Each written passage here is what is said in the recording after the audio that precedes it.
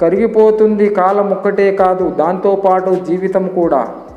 ఒకరి నీడలో ఎదగాలి అనుకోకు, కష్టమైనా సరే సొంతంగా ఎదగడం అలవాటు చేసుకో.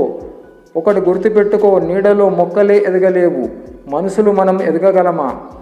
కొందరి పరిచయం మన జీవితాలనే మార్చేస్తుంది.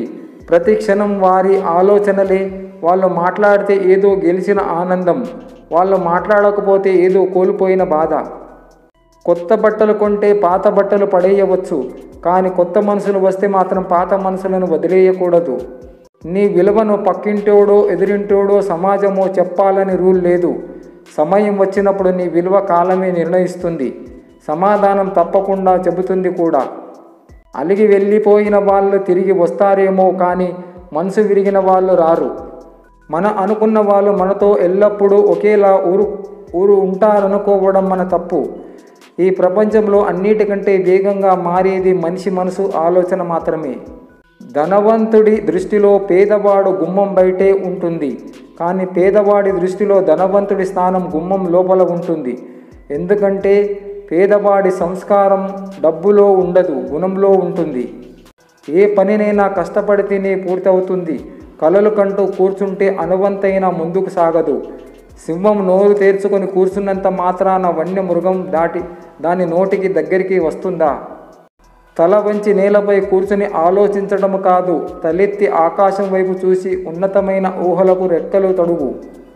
ఒక అమ్మాయి మోసపోతే దానికి కారణం ఆమె అమాయకత్వం. ఒక అబ్బాయి మోసపోతే దానికి కారణం అతని మంచితనం. ఇంటితో పోలిస్తే తలుపు చాలా చిన్నది, తలుపుతో పోలిస్తే తాళం చాలా చిన్నది, కీ అన్నిటికంటే చిన్నది, కానీ తాళం మొత్తం ఇంటిని తెరవగలదు. కాబట్టి ఆలోచనాత్మకమైన పరిష్కారాలు పెద్ద సమస్యలను పరిష్కరించగలవు.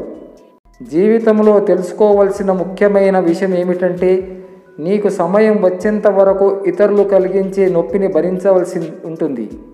లోపలి స్థితి ముఖ్యమా బయట స్థితి ముఖ్యమా అంటే లోపలి స్థితికే ఓటు వేయాలి. ఎందుకంటే లోపల స్థితి బాగుంటే అన్నీ బాగున్నట్లే. ఓ 10 నిమిషాలు భార్య ముందు కూర్చుంటే జీవితం యొక్క బాధ్యత గురించి తెలుస్తుంది. తాగుబోతు ముందు కూర్చుంటే జీవితం చాలా సింపుల్ అనిపిస్తుంది. సాధువులు సన్యాసుల ముందు కూర్చుంటే ఉన్నదంతా దానం చేయాలనిపిస్తుంది. రాజకీయ నాయకుడి ముందు కూర్చుంటే మనం చదివింది అంతా వృధా అనిపిస్తుంది. జీవిత బీమా చేసే ఏజెంట్ ముందు కూర్చుంటే చస్తేనే మంచిదేమో అనిపిస్తుంది. వ్యాపారుల ముందు కూర్చుంటే మన సంపద చాలా తక్కువ, దేనికి సరిపోదనిపిస్తుంది. శాస్త్రవేత్తల ముందు కూర్చుంటే మనం ఎంత అజ్ఞానులమో అనిపిస్తుంది. ఉపాధ్యాయుల ముందు కూర్చుంటే మనం మళ్ళీ విద్యార్థులం కావాలనిపిస్తుంది. రైతులు కార్మికుల ముందు కూర్చుంటే వాడు పడే కష్టం మనం పడడం లేదనిపిస్తుంది. సైనికుల ముందు కూర్చుంటే వారి ముందు మన త్యాగం సేవలు ఏమీ కావనిపిస్తుంది. ఓ మంచి స్నేహితుని ముందు కూర్చుంటే జీవితం స్వర్గంలా ఉంటుంది. ఏమి చేయాలో తెలియని మనిషి జీవితమే ఇది.